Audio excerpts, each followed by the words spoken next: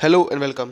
सो इस वीडियो में जितनी भी हम constitutional and non constitutional bodies हैं जो लक्ष्मीकांत में गिवन है, मैक्सिमम जो एग्ज़ाम पर्सपेक्टिव से हमारे पॉइंट ऑफ व्यू से इंपॉर्टेंट है वही हम करेंगे कवर, और उनको बहुत ही बेसिक से बहुत ही अच्छे से नोट्स के थ्रू हम प्रीलिम्स के पॉइंट ऑफ व्यू से कवर कर लेंगे।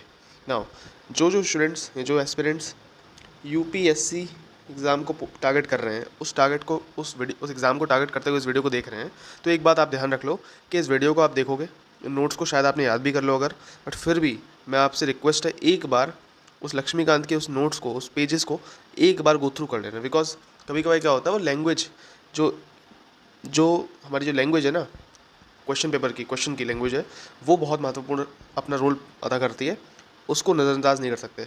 बाकी जितने स्टेट पीसीएस वाले हैं वो ज़्यादातर क्या होता है, बेसिक क्वेश्चन पूछे जाते हैं। फॉर एग्जांपल एनसीएससी कौन से आर्टिकल से आया है, उसका फंक्शन क्या है, ऐसे बहुत बहुत बेसिक क्वेश्चन, वो सब आपके यहीं से हो जाएंगे। तो जितने स्टेट पीसीएस वाले हैं वो इस वीडियो को कवर कर ले, यहाँ से नोट्स बना सके नोट्स बना ले। एंड मिशन 100 वालों को तो नोट्स मिल ही गए होंगे ऑलरेडी, जो यूपीपीसीएस 2024 को टारगेट कर रहे हैं। और बाकी जितने स्टूडेंट्स तो जो दूसरे स्टेट पीसीएस को टारगेट कर रहे हैं या यूपीएससी को टारगेट कर रहे हैं, तो अगेन फिर से बता दूं, पहले वीडियो देखो, नोट्स बनाना नोट्स बना लो, याद करना है याद कर लो, एंड अगेन लास्ट में जाके क्या करना, लक्ष्मीकांत एक बार पढ़ लेना। एंड हाँ, स्टेट पीसीएस वाले पूर्वावलोकन कर लेंगे। ओके, नाउ स्टार्ट करते हैं NCSC, national commission for schedule caste schedule tribe and backward classes.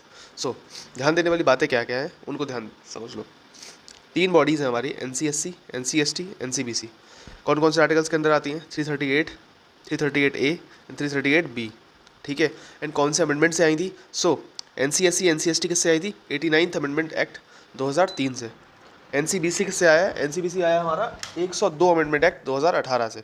ठीक है, ये तीनों के तीनों यानी क्या है, कॉन्स्टिट्यूशनल बॉडीज़ हैं। कॉन्स्टिट्यूशनल बॉडीज़ वो बॉडीज़ होती हैं जिनका जिक्र संविधान में होता है। हो सकता है कोई भी ऐसी बॉडी हो जो जब 1950, ठीक है, जब कॉन्स्टिट्यूशन हमारा इनेक्ट हुआ था तब से वो बॉडी ना हो स्टार्टिंग से। फॉर एग्जांपल एनसीएससी कब आया? 2003 में इनका जिक्र हुआ संविधान में। तो ये बॉडीज़ क्या है, ये संविधान संशोधन करके लाई गई हैं। ठीक है, इस तरीके से आप याद कर लो। फिर इसमें कितने मेंबर्स हैं? तीनों में 5 मेंबर हैं, एक चेयरपर्सन, एक वाइस चेयरपर्सन एंड 3 अलग से मेंबर्स। इनके पास क्या है, warrant under hand and seal वाली पावर है। ठीक है, और तीनों का जो सर्विस कंडीशन टेन्योर है वो एज पर प्रेसिडेंट होता है। मेरे नोट्स में PREZ मतलब प्रेसिडेंट है, याद रखना। ठीक है, फंक्शन क्या है तीनों के? इन्वेस्टिगेट एंड मॉनिटर द, देखो जो लॉज हैं जो प्रोटेक्ट करते हैं एससी को, एसटी को एंड ओबीसीज को या बीसी बैकवर्ड क्लासेस को, उन लॉज को, उनका जो काम चल रहा है वो इन्वेस्टिगेट करना कि हाँ सही से मॉनिटर करना कि काम हम सही कर रहे हैं नहीं कर रहे हैं, कोई दिक्कत तो नहीं है। यानी एक तरीके से SC ST ओबीसी को सेफ गार्ड करना। फिर तीनों का सोशियो इकोनॉमिक डेवलपमेंट इंश्योर करना।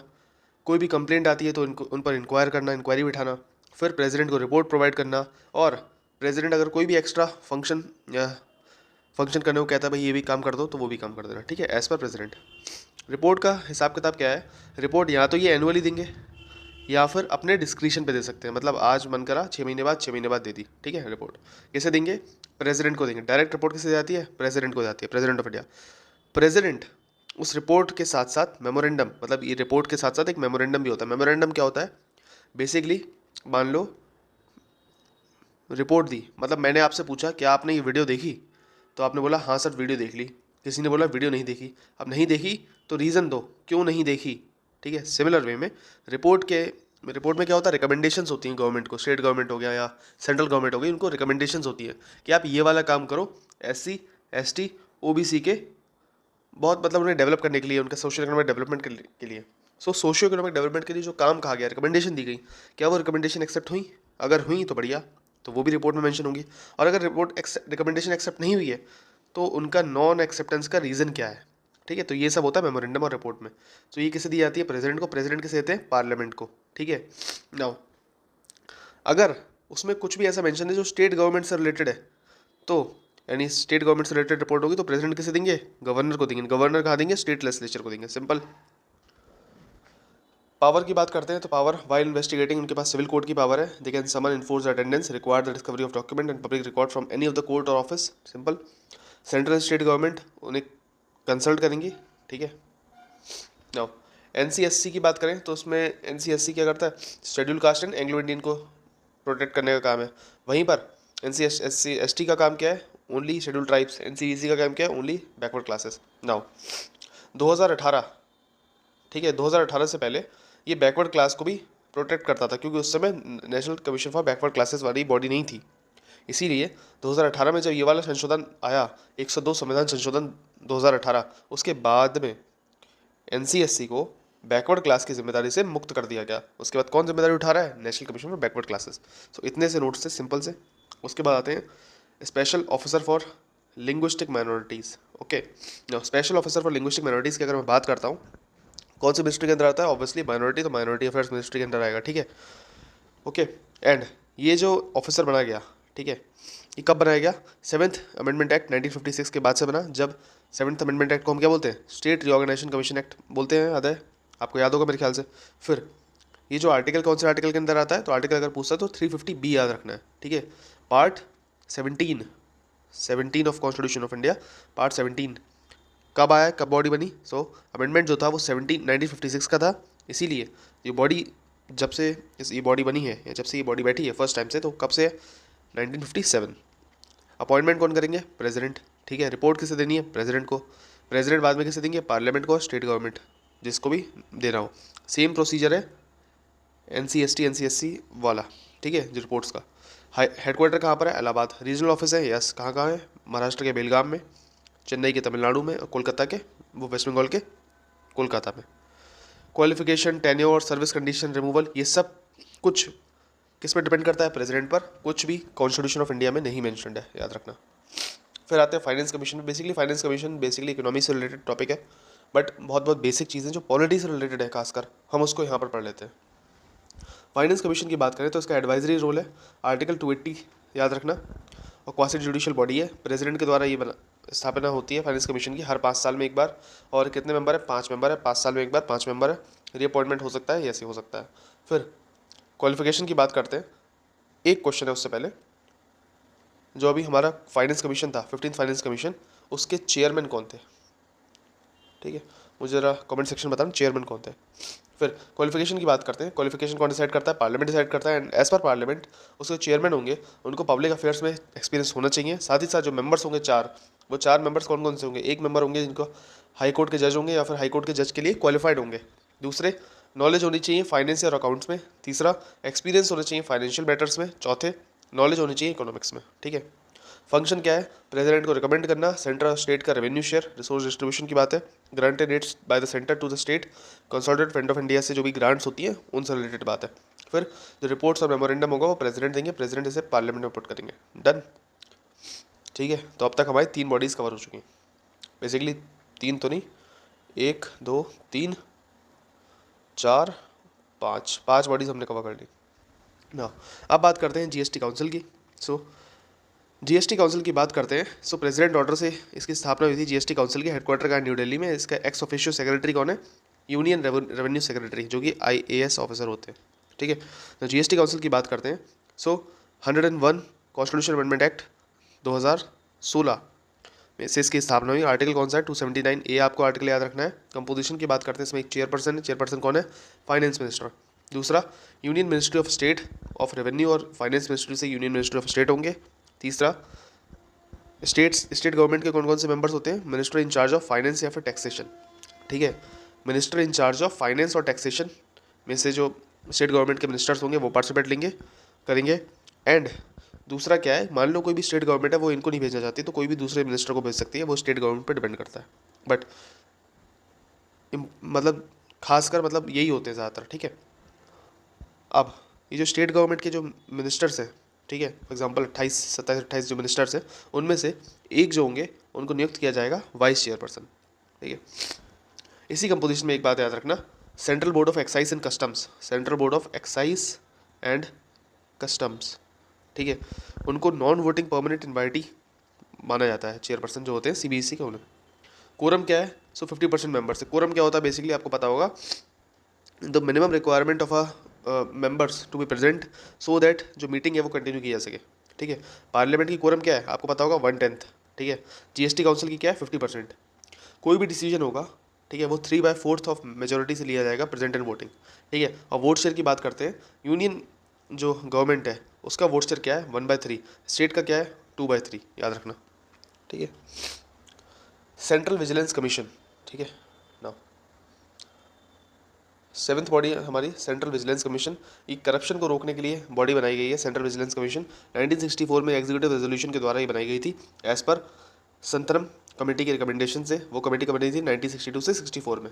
2003 को ऐसे 3 में उसे क्या लिया कि भाई तुम स्टैट्यूटरी बन जाओ। स्टैट्यूटरी बॉडी क्या होती है? कोई भी ऐसी बॉडी जो किसी एक्ट या लॉ के अंडर आती है, ठीक है, उसे कहते हैं स्टैट्यूटरी बॉडी, ठीक है। फिर they can receive the complaints under whistle blowers resolution और पिडपी रेजोल्यूशन। पिडपी क्या है? Public interest disclosure and protection of informers.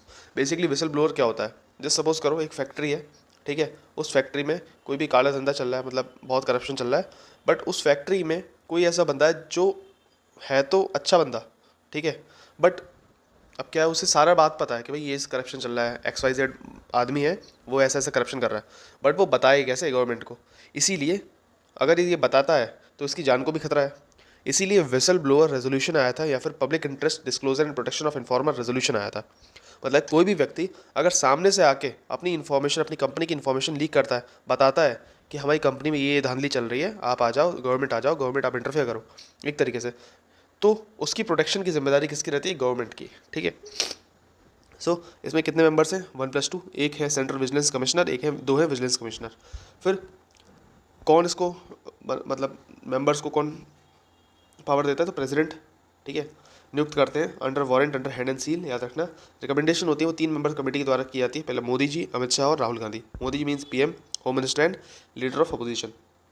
ना रिमूवल की बात करते हैं। रिमूवल 5-6 केसेस हैं, उनमें ही रिमूवल हो सकता है। पहला एडजस्ट इंसॉल्वेंट, दूसरा अपने ऑफिस के बाहर कोई भी पेड एम्प्लॉयमेंट ले लिया, तीसरा प्रेसिडेंट की नज़र में ये अनफिट है, ठीक है, प्रेसिडेंट के ओपिनियन में, चौथा फाइनेंशियल या फिर कोई अदर इंटरेस्ट है उस जॉब में, ठीक है, जो कि गवर्नमेंट ऑफ इंडिया के मतलब लिए सही नहीं है एक तरीके से। फिर offence involving moral turpitude. Moral turpitude का ऑफेंस क्या है? मतलब कोई भी ऐसा गतिविधि कर दी या कोई भी ऐसा कदम उठा लिया जो कि सामाजिक दृष्टिकोण से बहुत ही घिनौना है, ठीक है। सो कोई भी ऐसा घिनौना काम करा है जो समाज के हिसाब से सही नहीं है वो।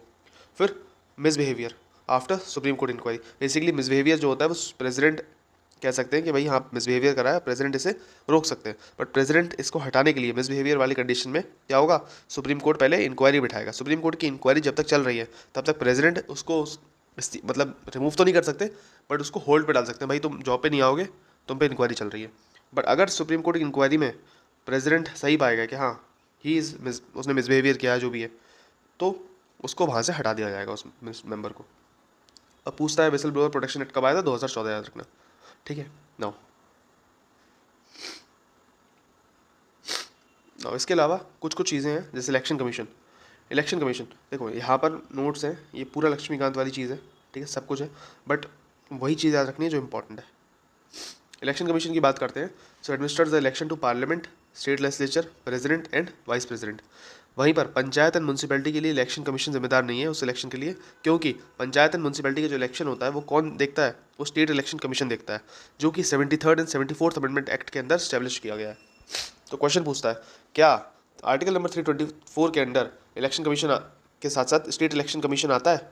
नहीं आता है। क्यों? वो 73rd एंड 74th अमेंडमेंट में आता है, ठीक है, याद रखना। फिर कंपोजिशन की बात करते हैं। इसमें क्या है?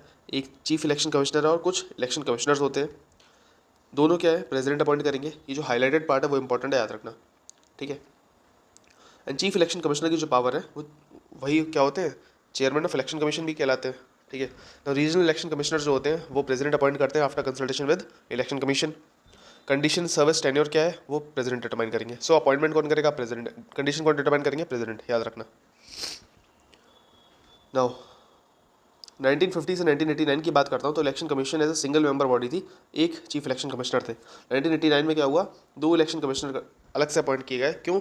क्योंकि 61st अमेंडमेंट एक्ट 1988 के तहत जो वोटिंग एज थी वो 21 से 18 साल कर दी गई। आपको जान के हैरानी होगी कि 21 साल की मिनिमम जो आज क्या है, आज 18 साल का आदमी क्या है, वोट डाल सकता है, 18 से बड़ा, ठीक है।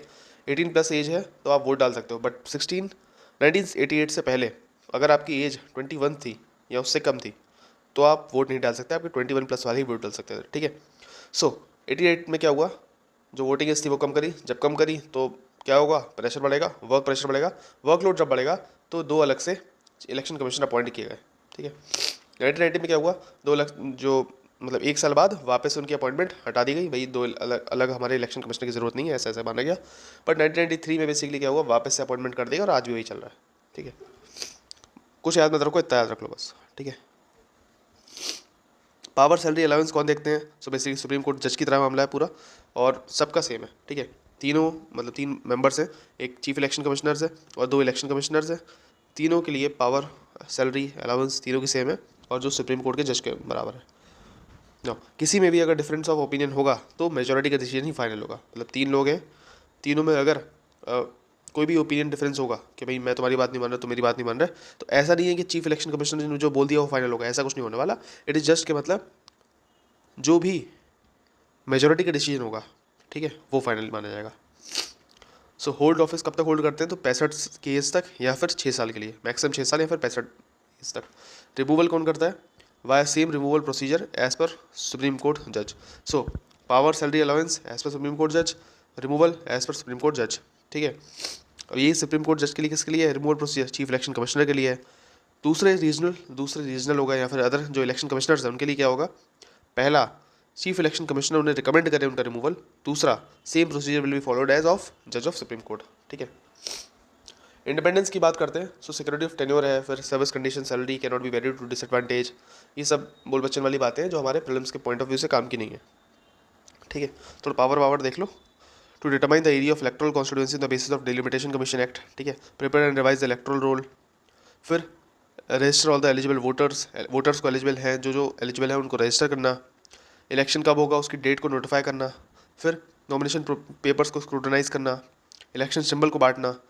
ऑफ जो इलेक्शन का पूरा लेखा जोखा उसमें कौन कौन से ऑफिसर कहाँ अपॉइंट होंगे उनको देखना। ठीक है, अपॉइंटिंग ऑफिसर और ये सबको। मॉडल कोड ऑफ कंडक्ट जिसे आचार संहिता बोलते हैं उसको इशू करना, वो कब इशू होगी, ये सब। फ्री एंड फेयर इलेक्शन हो रहा है नहीं हो रहा है इसको इंश्योर करना।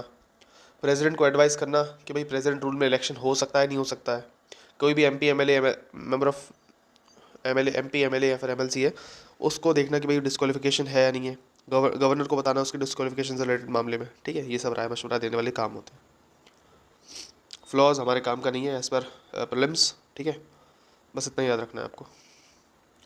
आते हैं कैग पर। अब कैग की बात करते हैं तो आर्टिकल 148 751 आपको याद रखना है। ठीक है, he is the head of Indian audit and accounts department since 1753, guardian of public purse, controls the financial system of the country at both central and state level. याद रखना ड्यूटी क्या है? To uphold the constitution and to uphold the law of the parliament. ठीक है, in the field of financial administration. इसीलिए B.R. Ambedkar के द्वारा इनको क्या बोला गया? Most important officer bye B.R. Ambedkar. ठीक है, नाउ कैग की बात करें, he is one of the bulwarks of democratic system of government. ठीक है, अदर बलवर्क्स कौन कौन से हैं? Supreme court, finance commission and UPSC। So याद रखना कौन कौन से बलवर्क्स हैं। सो SC, FC, UPSC और CAG.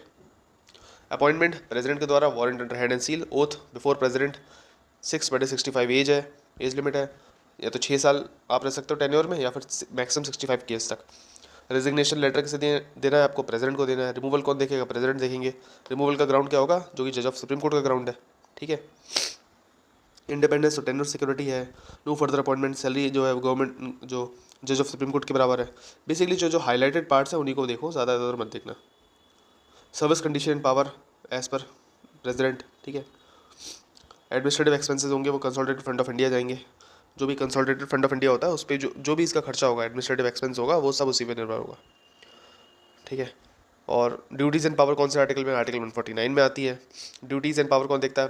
By parliament. So parliament ने इसके लिए एक्ट निकाला है, CAG, duty power and condition of service act 1971।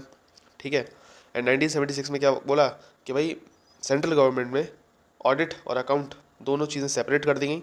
And इस समय क्या हो रहा है कि सिर्फ कैग की ड्यूटी क्या है? ऑडिट करना, अकाउंट्स देखना, और इसकी ड्यूटी नहीं है। बट स्टेट गवर्नमेंट के लिए कैग जो होता है वो ऑडिट एंड अकाउंट दोनों को मेंटेन करता है।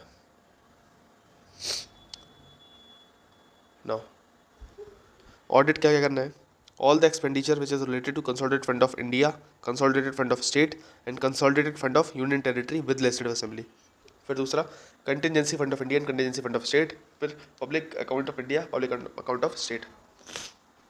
नाउ इसके अलावा आपको याद रखना है, it audits all the accounts, all the receipt, all the expenditure, all the transaction etc. of central government, state government, then government company, bodies, authorities, financial from centre और स्टेट गवर्नमेंट, ठीक है। Basically इतना ज़्यादा इसमें depth में याद रखने की ज़रूरत नहीं है, आपको बस इतना याद रखना है,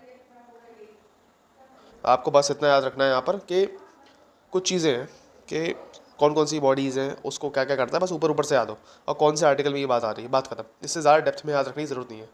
ऑडिट्स ऑल द, ठीक है। आर्टिकल 150 के ऊपर बात करते हैं, to prescribe the president the form in which accounts of central government state government to be kept. Article 151 में बात करते हैं, रिपोर्ट्स आती है, कौन कौन सी रिपोर्ट किसे देता है। सो ऑडिट रिपोर्ट्स में सेंट्रल की रिपोर्ट होगी वो प्रेसिडेंट को दी जाएगी, स्टेट की रिपोर्ट होगी गवर्नर को दी जाएगी। प्रेसिडेंट रिपोर्ट किसे पुट करेंगे, पार्लियामेंट को, गवर्नर किसे देंगे, स्टेट लेजिस्लेचर को देंगे, सिंपल। तीन रिपोर्ट्स होती है, प्रेसिडेंट को दी जाती है, कौन एप्रोप्रिएशन अकाउंट पर रिपोर्ट होती है, फाइनेंस अकाउंट पर रिपोर्ट होती है, पब्लिक अंडरटेकिंग पर होती है। नाउ अगर मैं डेप्थ में बात करता हूँ तो एप्रोप्रिएशन अकाउंट में जो रिपोर्ट्स होगी वो कंपेयर क्या करती है, जो भी एक्चुअल एक्सपेंडिचर हुआ है पूरे साल में, एक्चुअल खर्चा क्या हुआ है, और सैंक्शनड एक्सपेंडिचर क्या होता है, ठीक है। फॉर एग्जाम्पल अगर मैं कहता हूँ पापा 10 रुपये दे दो, पेन लेके आना है, ठीक है, और पेन क्या आया 10 रुपये का, तो एक्चुअल एक्सपेंडिचर क्या है 10 रुपये है, और मैंने जो कहा था पैसा कितना लिया 10 रुपये, सेम। बट मैं कहूँ पापा 15 रुपये का पेन लेके आना है, और आया कितने का 10 रुपये का पेन। सो एक्चुअल एक्सपेंडिचर क्या है 10 रुपये, सैंक्शनड क्या है 15 रुपये। सो 5 रुपये कहाँ गए, मेरी टॉफ़ी चॉकलेट मतलब मेरी जेब में, ठीक है। सो उसको कंपेयर करना, उसको देखना कि भाई ज़्यादा धांधली तो नहीं चल रही, उसका काम क्या है, एप्रोप्रिएशन अकाउंट पर रिपोर्ट। फाइनेंस अकाउंट की बात करते हैं, उस रिपोर्ट क्या है, एनुअल रिसीप्ट और डिसबर्समेंट, ठीक है। मतलब ये क्या है, ये खर्चा एक तरीके से, और ये क्या है बेसिकली, ये है कमाई कहाँ से हो रही है, ठीक है, उसकी बात कर रहा है। फिर आर्टिकल 279 आपको याद रखना है, ये PYQ भी आ चुका है। और एक और बात थी कि पब्लिक अकाउंट कमेटी क्या होता है, उसके लिए कैग क्या करता है, CAG is a guide, friend and a philosopher, ये बात याद रखनी है। फिर तीन छोटी छोटी bodies, attorney general, advocate general और सॉलिसिटर जनरल। ना अटॉर्नी जनरल के लिए आर्टिकल कौन सा है 76, एडवोकेट जनरल के लिए 165। अटॉर्नी जनरल की अपॉइंटमेंट कौन देखता है, प्रेसिडेंट, एडवोकेट की गवर्नर। ना क्वालिफिकेशन क्या है, जज of supreme court for attorney general, जज of high court for advocate general. Term till the pleasure of president और गवर्नर, याद रखना ही है। रेजिग्नेशन किसे देनी है, प्रेसिडेंट को। रेम्यूनरेशन कौन करेगा, प्रेसिडेंट। और मतलब एडवोकेट जनरल के केस में कौन है, गवर्नर, याद रखना। और ये PYQ, ठीक है ना। Highest law officer of India कौन है, attorney general. Highest law officer of any state क्या है, एडवोकेट जनरल, याद रखना। ड्यूटी क्या है, गवर्नमेंट ऑफ इंडिया और गवर्नमेंट ऑफ स्टेट को एडवाइस करना किसी भी लीगल मैटर में। Perform the duties of legal character as conferred upon him by president और governor. Discharge the function as per constitution of India. Appear before the supreme court और high court on the behalf of government of India और government of state.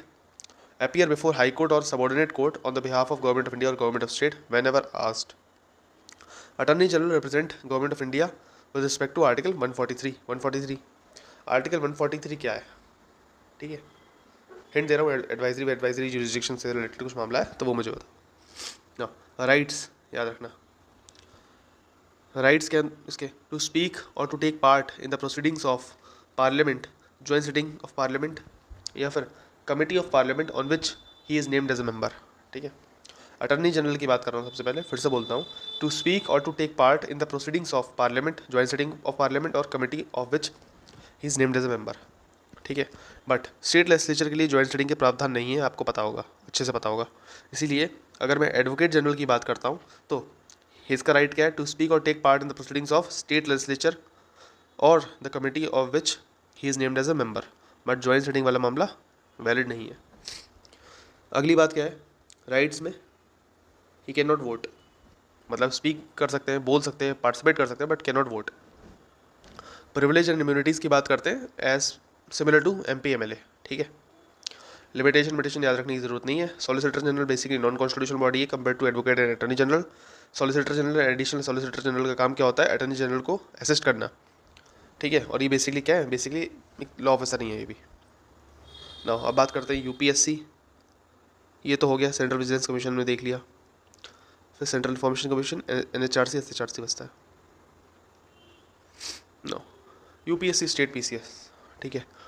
Basically simple सी बात, जो bracket में लिखा है वो state PCS से related है हमेशा की तरह, एंड जो बाहर है UPSC। तो UPSC क्या है, सेंट्रल बॉडी है, और SPSC क्या है, स्टेट बॉडी है, ठीक है। कौन से आर्टिकल्स के अंदर आती है, जो पार्ट 14 आर्टिकल नंबर 315 टू 323। फिर अपॉइंटमेंट कौन देखता है, प्रेसिडेंट या फिर गवर्नर, ठीक है। स्ट्रेंथ या नंबर ऑफ मेंबर्स की बात करते हैं, सो कॉन्स्टिट्यूशन में नहीं है, as per the discretion of president और स्टेट पीसीएस के लिए गवर्नर, याद रखना। No qualification under constitution of India, half members कौन होंगे, those held office for minimum of 10 years under government of India और स्टेट गवर्नमेंट, ठीक है। प्रेसिडेंट और governor to determine the condition of service, ठीक है। President for state UPSC and governor for state PCS. Term की बात करते हैं 665, ठीक है। 665 किसके लिए, यूपीएससी के लिए, एंड 662 किसके लिए, स्टेट पीसीएस के लिए, ठीक है।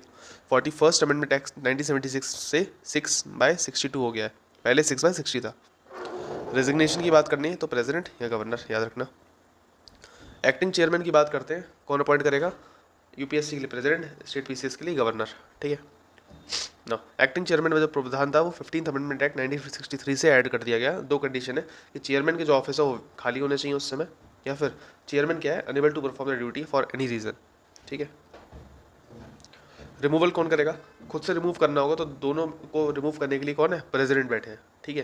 देखो रेजिग्नेशन देना है, अगर मान लो मैं स्टेट पीसीएस या यूपी पीएससी का मतलब हेड हूँ, जस्ट सपोज करो यूपी पीएससी का चेयरमैन हूँ, तो मैं अगर रिज़ाइन दूंगा तो किसे दूंगा, आनंदीबेन पटेल को, गवर्नर को दूंगा। बट अगर मुझे रिमूवल देना है, खुद का इस्तीफा नहीं, मुझे रिमूव किया गया है, तो कौन रिमूव कर सकता है, क्या गवर्नर कर सकते हैं, नहीं, कौन करेगा, द्रौपदी मुर्मू जी, कौन, प्रेसिडेंट ऑफ इंडिया। ग्राउंड क्या है, एडजस्ट इंसॉल्वेंट, यानी कि दिवालिया हो गया, बैंकरप्सी, ठीक है, पैसा खत्म, मेरी जेब में मतलब मेरा जो अकाउंट है वो बैलेंस खत्म हो गया। क्योंकि मेरा अकाउंट बैलेंस खत्म हो चुका है तो ये माना जाता है कि मैं अपना अकाउंट बैलेंस मतलब अपना पैसा वैसा लेने के लिए मैं क्या करूँगा, हो सकता है करप्शन में इन्वॉल्व हो जाऊँ, जो कि सही नहीं है, ठीक है। इसीलिए adjust insolvent is a very important ground के उसे रिमूव करने के लिए। फिर कोई भी paid employment outside office, unfit for the office in present opinion, या मिसबिहेवियर का पूरा काम किया था वो मैंने अभी आपको थोड़ी देर पहले एक्सप्लेन किया था, ठीक है। क्या मिसबिहेवियर का जो मामला है वो कॉन्स्टिट्यूशन ऑफ इंडिया के अंदर है। If person interested in any contract और agreement by government of India और स्टेट गवर्नमेंट और participate in profit of such contract, ये दो ही कंडीशन जो कॉन्स्टिट्यूशन ऑफ इंडिया के अंदर है। इसके अलावा और कुछ भी ज़्यादा याद रखने की जरूरत नहीं, इंडिपेंडेंस और ये सब चीज़ देख लो एक बार। Removal only president can remove both, ठीक है, वो भी ग्राउंड मेंशन्ड है कॉन्स्टिट्यूशन में, देयरफॉर सिक्योरिटी ऑफ टेन्योर है, ठीक है। एंड चेयरमैन जो होगा यूपीएससी के लिए वो फर्दर एम्प्लॉयमेंट नहीं कर सकते government of India government of state में। स्टेट पीसीएस के जो चेयरमैन होंगे they can be employed as a member of chairman और चेयरपर्सन फॉर यूपीएससी और state PCS, but not other employment, ठीक है। मेंबर होंगे eligible to be chairman of both, मतलब बेसिकली क्या है, अगर तुम पीसीएस में घुसे हो, स्टेट पीएससी, यूपीएससी या फिर स्टेट पीएससी में घुसे हो, तो बेसिकली अगर आपको रीअपॉइंटमेंट होगा ना वो इसी में होगा। अगर आप स्टेट पीसीएस के मेंबर हो गए तो स्टेट पीसीएस के चेयरमैन बन सकते हो, स्टेट पीसीएस के चेयरमैन तो हो सकता है, यूपीएससी के मेंबर बन सकते हो, यूपीएससी के मेंबर तो यूपीएससी के चेयरमैन बन सकते हो। बट ऐसा नहीं है कि यहाँ से उठा के आपको फाइनेंस कमीशन में डाल देंगे, ऐसा कुछ नहीं होने वाला, ठीक है। तो किसी भी तरीके का इधर उधर का रीअपॉइंटमेंट एलिजिबल नहीं है, बट हाँ उसी बॉडी में एलिजिबल है ना। इतना ही याद रखना है, इससे ज़्यादा कुछ याद रखने की जरूरत नहीं है इसमें। हाँ, जो भी रिपोर्ट होगी वो किससे देंगे, प्रेसिडेंट को, प्रेसिडेंट किसे देंगे, पार्लियामेंट को, एंड स्टेट पीसीएस वाले किसे देंगे, गवर्नर, गवर्नर किसे देंगे, स्टेट लेजिस्लेचर को। इतना याद रखना है बस। तो सेंट्रल विजिलेंस कमीशन हो गया, ठीक है। फिर सेंट्रल स्टेट इन्फॉर्मेशन कमीशन की बात करते हैं, it's a non constitutional body. ये बात याद रखनी है कि it's a non constitutional body. 2005 में बेसिकली क्या होता है, राइट टू इन्फॉर्मेशन एक्ट आता है, ठीक है। 12 अक्टूबर 2005 को, डेट याद रखना। इट वॉज स्टैब्लिश्ड कि इन्फॉर्मेशन कमिश्नर बनाए जाएंगे, कहाँ पर, सेंटर में, जिससे क्या बोला क्या, central information commission. And state में बनाए गए तो उसे क्या बोला क्या, स्टेट इन्फॉर्मेशन कमीशन, ठीक है। कंपोजिशन क्या है, चीफ इन्फॉर्मेशन कमिश्नर बनाए गए एक, प्लस मैक्सिमम 10 दूसरे मेंबर हो सकते हैं, यानी कि 1 प्लस मैक्सिमम 10, ठीक है। इस समय कितने हैं 2019 के अकॉर्डिंग 1 + 6 है, ठीक है, सेंट्रल इन्फॉर्मेशन कमीशन में मेंबर। अपॉइंटमेंट कौन करेगा, प्रेसिडेंट। फिर स्टेट वालों की governor on the recommendation of committee. Committee के रिकमेंडेशन में कौन कौन है, MP, leader of opposition of Lok Sabha. फिर cabinet minister of a union appointed by PM. 3 member है, पहला पीएम, दूसरा लोकसभा का यानी फिर लीडर ऑफ अपोजिशन, तीसरा कोई भी ऐसा minister, union minister, cabinet minister जो पीएम ने अपॉइंट किया है। और वहीं हम बात करें स्टेट इन्फॉर्मेशन कमीशन के लिए तो कौन है, सीएम, फिर leader of opposition of state legislative assembly, फिर स्टेट लेजिस्लेटिव असेंबली का लीडर ऑफ अपोजिशन, प्लस कोई भी मिनिस्टर जो सीएम ने अपॉइंट किया है। नाउ 3 कंडीशन याद रखना, ऑफिस ऑफ प्रॉफिट नहीं होना चाहिए, फिर पॉलिटिकल पार्टी से कोई भी कनेक्शन नहीं होना चाहिए, तीसरा शुड नॉट बी एमपी और एमएलए, किसी भी मतलब MP MLA can not take the responsibility of any state information commission और स्टेट और सेंट्रल इन्फॉर्मेशन कमीशन, ठीक है। पावर फंक्शन इतनी इंपॉर्टेंट है नहीं, बट चाहो तो पॉज करके एक बार पढ़ लेना। हाँ, पावर ऑफ सिविल कोड और सो मोटो इंक्वायरी कर सकते हैं, तो होता ही है। टेन्योर एंड सर्विस कंडीशन की बात करते हैं, तो टर्म जो होता है एज पर सेंट्रल गवर्नमेंट होगा दोनों का, and reappointment is not possible. Removal जो होगा वो प्रेसिडेंट के द्वारा होगा, और उनका जो होगा स्टेट वालों का वो गवर्नर के द्वारा होगा। मैक्सिमम एज क्या है, वो है 65। ठीक है। Salary allowance as per central government for both. ठीक है, याद रखना। और रिमूवल कंडीशन कौन सी है, एडजस्ट इंसॉल्वेंट हो गया, मॉरल टर्पिट्यूड का ऑफेंस होगा अगर, वो मैं बता चुका हूँ, अनफिट फॉर द ऑफिस और फिर misbehaviour in view of president या फिर गवर्नर, हैज़ फाइनेंशियल और other interest that will affect the official function. So जो जो छोटी छोटी चीज़ें हैं वही सब है। नाउ सैलरी अलाउंस और सर्विस कंडीशन सेंट्रल गवर्नमेंट के द्वारा होंगी, but can not be very to disadvantage. मतलब जैसे सपोज करो कोई आदमी है, उसे 1000 रुपये आपने तनख्वाह दे रहे हो, बट उस आदमी को आपने रिमूव करा, एक दूसरा बंदा लेके आए, उसने आपने उसको उस बंदे की जगह जॉब दी है। ठीक है, उसको आप ऐसा नहीं है 950 रुपये दोगे, यहाँ तो 1000 दो या 1000 से ज़्यादा रुपये दो। ठीक है, इट इज़ के मतलब उसका उसका जो औहदा है, उसका जो पैसा है, उसका सैलरी अलाउंसेस है, सर्विस कंडीशन है, वो कम नहीं होनी चाहिए। Either it you can continue the मतलब इक्विलिब्रियम कि हाँ जो चल रहा था वही चलेगा, या फिर स्टेटस को मेंटेन कर सकते हो, या फिर क्या कर सकते हो, उसे अपग्रेड कर सकते हो, but you can not degrade it. वही हम बात करें आरटीआई अमेंडमेंट एक्ट 2019 के अंदर, सो टर्म जो होगा वो 65 एज कर दिया गया सेंट्रल गवर्नमेंट के अंदर। टर्म जो होगा मतलब होता है ना, कभी किसी की टर्म होता है 6 साल 5 साल, जैसे प्रेसिडेंट का 5 साल है, प्राइम मिनिस्टर के लिए 5 साल है। ठीक है, तो इनके लिए जो टर्म है वो सेंट्रल गवर्नमेंट तय करेंगे, बट मैक्सिमम एज क्या है 65 एज। ठीक है, पहले क्या था 5 ईयर्स और 65 एज का कंडीशन थी, अब नहीं है। सैलरी अलाउंस एक्सेट्रा ये भी सेंट्रल गवर्नमेंट ही तय करेगी। ठीक है, पहले इलेक्शन कमिश्नर्स के अकॉर्डिंग रहता था। ना लास्ट बॉडी है, इंपॉर्टेंट बॉडी है, याद रखना, एनएचआरसी और एसएचआरसी। ठीक है, बेसिकली 1993 में protection of human rights act बनता है। ठीक है, it led to the creation of human rights commission at national level, national human rights commission बोला गया, स्टेट लेवल तो स्टेट ह्यूमन राइट्स कमीशन बोला गया। सो 1993 में जो एक्ट आया था वो protection of human rights act, and क्योंकि किसी एक्ट के अंदर ये बॉडी बनी थी, इसलिए ये क्या थी, स्टेट्यूटरी बॉडीज़ हैं। याद रखना, क्या ये हमारा कॉन्स्टिट्यूशनल बॉडीज़ है, नहीं, क्यों, किसी भी अमेंडमेंट के अंदर इनको मेंशन नहीं किया गया है, they are just as a law. Now NHRC is a watchdog of human rights in India. It is guarantee human rights जो guaranteed by constitution है और जो यूनियन कन्वेंशन के अंडर एम्बॉडीड है। ठीक है, याद रखना, हेडक्वार्टर कहाँ है, दिल्ली में, और दूसरे रीजन्स में भी ऑफिस खोल सकते हैं।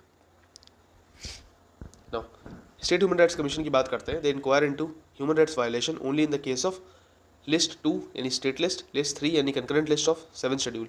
क्या ये यूनियन लिस्ट के अंदर किसी भी तरीके की ह्यूमन राइट्स वायलेशन को इंक्वायर कर सकते हैं? नहीं, क्यों, क्योंकि उसको कौन करेगा, NHRC। ठीक है, if any case is already inquired by NHRC or any other commission, then state human rights commission cannot interfere it। ठीक है, तो सपोज को कोई भी बॉडी है, सेंट्रल विजिलेंस कमीशन हो गया, CBI होगा, ED हो गया, या NHRC खुद हो गया, अगर वो किसी केस को पहले से देख रहा है तो SHRC उसमें हस्तक्षेप या इंटरफेरेंस नहीं कर सकता।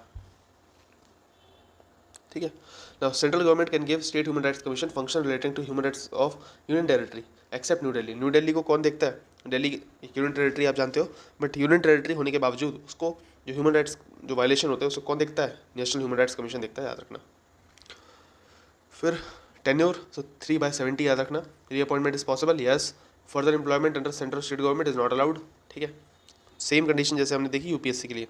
रिमूवल की बात करते हैं on the ground of president, so by president on the ground कौन कौन से हैं जो कि UPSC के जैसे हैं। ठीक है, रेजिग्नेशन कैसे करेंगे, प्रेसिडेंट को। स्टेट ह्यूमन राइट्स कमीशन की बात करते हैं, अपॉइंटमेंट कौन करेगा, गवर्नर। रिमूवल कौन करेगा, प्रेसिडेंट। सैलरी अलाउंसेस, ठीक है, और condition of service of national human rights commission कौन देखेगा, central government. State human rights commission की कौन देखेगा, state government. And can not be very to disadvantage, याद रखना। फिर जो भी रिमूवल के ग्राउंड्स है वो पहली बात तो वो सेम है जो UPSC में हमने देखे थे, उसके अलावा 2 पॉइंट्स और ऐड करना, कौन कौन से, अनसाउंड माइंड, ठीक है, as per court, and convicted and sentence of imprisonment for offence. कोई भी ऑफेंस है उसके लिए जेल वेल हुई है। ठीक है, फंक्शन क्या है भाई, जेल को विजिट करना, डिटेंशन प्लेसेस को विजिट करना, उसमें लिविंग कंडीशन सही है नहीं है, ह्यूमन राइट्स वायलेशंस कितने हो रहे हैं उनकी इंक्वायरी करना। ठीक है, कोई भी अगर ह्यूमन राइट्स वायलेशन हुआ है तो उसको देखना कि भाई सही से उसकी जांच पड़ताल चल रही है नहीं चल रही है। रिव्यू करना कोर्ट्स को, लीगल सेफगार्ड्स को, कॉन्स्टिट्यूशन को ह्यूमन राइट्स के पर्सपेक्टिव से, ये सब चीज़ें रिसर्च करना। इतने ज़्यादा कुछ याद रखने की जरूरत नहीं है, हमारे प्रीलिम्स पॉइंट ऑफ व्यू से इंपॉर्टेंट नहीं है फंक्शंस। ठीक है, इंपॉर्टेंट जो है वो ये चीज़ है, कंपोजिशन। ठीक है, NHRC और SHRC की कंपोजिशन याद रखना। NHRC में बेसिकली कितने मेंबर्स हैं, 1+5। वहीं स्टेट ह्यूमन राइट्स कमीशन में कितने मेंबर हैं, 1+2। ये याद रखना। NHRC में कौन कौन है, चेयरपर्सन कौन होगा, retired chief justice of India या फिर रिटायर्ड जज ऑफ सुप्रीम कोर्ट, ठीक है। वहीं पर स्टेट ह्यूमन राइट्स कमीशन में जो मेंबर होंगे वो चेयरमैन होगा, वो कौन होगा, retired chief justice of high court या फिर रिटायर्ड जज ऑफ हाई कोर्ट, याद रखना। फिर मेंबर्स कौन कौन होंगे, NHRC में 5 मेंबर हैं, आपको पता है, ठीक है। 5 मेंबर कौन कौन से हैं, पहला फर्स्ट मेंबर में सर्विंग या फिर रिटायर्ड जज ऑफ सुप्रीम कोर्ट, सर्विंग या रिटायर्ड जज ऑफ सुप्रीम कोर्ट पहला मेंबर। दूसरा सर्विंग या retired chief justice of high court, first member कौन है, सर्विंग या रिटायर्ड जज of supreme court. Second member कौन है, सर्विंग या retired chief justice of high court. फिर इसके अलावा 3 मेंबर्स होंगे जिनको नॉलेज और प्रैक्टिकल एक्सपीरियंस है ह्यूमन राइट्स से related with respect to human rights, और इन 3 में से मिनिमम एक कौन होंगी, वुमेन होंगी, ठीक है। कंडीशन समझ गए। वहीं स्टेट ह्यूमन राइट्स कमीशन में 1+2 था, एक तो ये चेयरमैन और 2 मेंबर्स थे। 2 मेंबर्स कौन कौन से, सर्विंग या रिटायर्ड जज ऑफ हाई कोर्ट या फिर डिस्ट्रिक्ट जज इन स्टेट, ठीक है, डिस्ट्रिक्ट जज इन स्टेट जिनका मिनिमम 7 साल का एक्सपीरियंस हो एज अ डिस्ट्रिक्ट जज, ठीक है।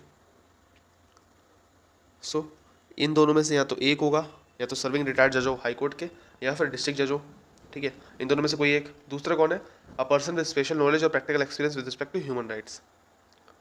नाउ NHRC में compare to SHRC ex officio members भी कौन होते हैं, वो कौन कौन से, chairperson of national commission for minorities, NCSC, NCST, NCBC, national commission for women, national commission for protection of child rights and chief commission for person with disabilities, ठीक है। ये 7 एक्स ऑफिशियो मेंबर्स होते हैं, याद रखना। जो भी चेयरपर्सन मेंबर्स की अपॉइंटमेंट होती है उसको NHRC के पर्सपेक्टिव से कमेटी रिकमेंड करती है। 6 मेंबर कमेटी कौन कौन से, उसमें कौन कौन है, first prime minister, speaker of Lok Sabha, deputy chairman of Rajya Sabha. याद रखना चेयरमैन ऑफ राज्यसभा नहीं है, बिकॉज चेयरमैन इज हु, वो वाइस प्रेसिडेंट होते हैं, इसलिए deputy chairman of Rajya Sabha. Home minister, leader of opposition of Lok Sabha and leader of opposition of Rajya Sabha, याद रखना ये 6 लोग हैं। वहीं SHRC के मेंबर को रिकमेंड करने के लिए कमेटी में कौन कौन लोग हैं, चीफ मिनिस्टर, फिर स्पीकर ऑफ लेजिस्लेटिव असेंबली, अगर लेजिस्लेटिव काउंसिल है तो चेयरमैन ऑफ लेजिस्लेटिव काउंसिल, यहाँ पर चेयरमैन है, ऊपर वाइस चेयरमैन था, याद रखना। स्टेट का होम मिनिस्टर, फिर leader of opposition of legislative assembly, और अगर लेजिस्लेटिव काउंसिल है तो उसके अपोजिशन मेंबर्स, ठीक है। बस इतनी सी कहानी है जो आपको मेरे ख्याल से समझ में आ गई होगी। जो भी रिपोर्ट होगी वो सेंट्रल स्टेट गवर्नमेंट को दी जाएगी NHRC द्वारा, और SHRC द्वारा स्टेट गवर्नमेंट को दी जाएगी। बेसिकली NHRC क्या होगा, सेंट्रल गवर्नमेंट को रिपोर्ट देगा, अगर स्टेट गवर्नमेंट से रिलेटेड मामला है तो स्टेट गवर्नमेंट को दे देगा। SHRC तो स्टेट गवर्नमेंट को ही देखता है, मामले स्टेट वाले मामले ही देखता है, state list and concurrent list को हमने ऊपर देखा अभी, तो ये किसे देगा, स्टेट गवर्नमेंट को देगा, ठीक है, याद रखना। और बाद में ये रिपोर्ट किसे दी जाएगी, पार्लियामेंट या फिर स्टेट लेजिस्लेटिव असेंबली को, स्टेट लेजिस्लेचर को विद मेमोरेंडम होगा, सबको सेम होता है ना। 2019 में एक अमेंडमेंट एक्ट आया था, वो उसको भी देखना बहुत ज़रूरी है। उसमें क्या था बेसिकली,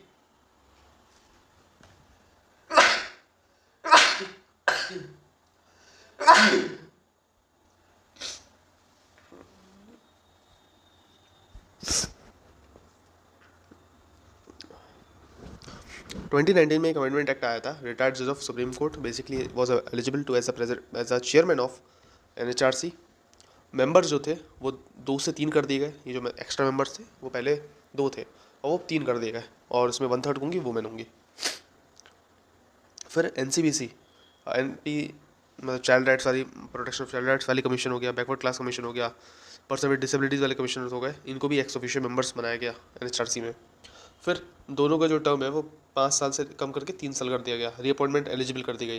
रिटायर्ड जज ऑफ हाई कोर्ट को as a chairman of SHRC को अलाउ कर दिया गया। सेंट्रल गवर्नमेंट वाला जो मामला है बेसिकली, सेंट्रल गवर्नमेंट अगर चाहे तो कोई भी स्टेट ह्यूमन राइट्स कमीशन को ये कह सकती है तुम XYZ यूनियन टेरिटरी को देखो, बट दिल्ली वाली जो यूनियन टेरिटरी होगी उसे कौन देखेगा, सिर्फ NHRC ही देखेगा, ठीक है। फिर सेक्रेटरी जनरल ऑफ NHRC, ठीक है, या फिर सेक्रेटरी ऑफ SHRC की बात करें, this shall exercise all the administrative और financial power of commission subject to the control of chairperson, ठीक है। सो बेसिकली छोटी सी बात थी, 2-4 इंपॉर्टेंट बातें जो कि हमने पहले ही कवर करनी, और 2019 का अमेंडमेंट है तो इतना ज़्यादा कुछ काम का है नहीं इस समय, तो बस आपको ये सब चीज़ें, छोटी मोटी चीज़ें हैं वो आपको याद रखनी पड़ेंगी। फंक्शन वर्किंग कंडीशन इतना कुछ इंपॉर्टेंट है नहीं, ठीक है। आई होप सारी बॉडीज़ आप क्लियर हो गई होंगी।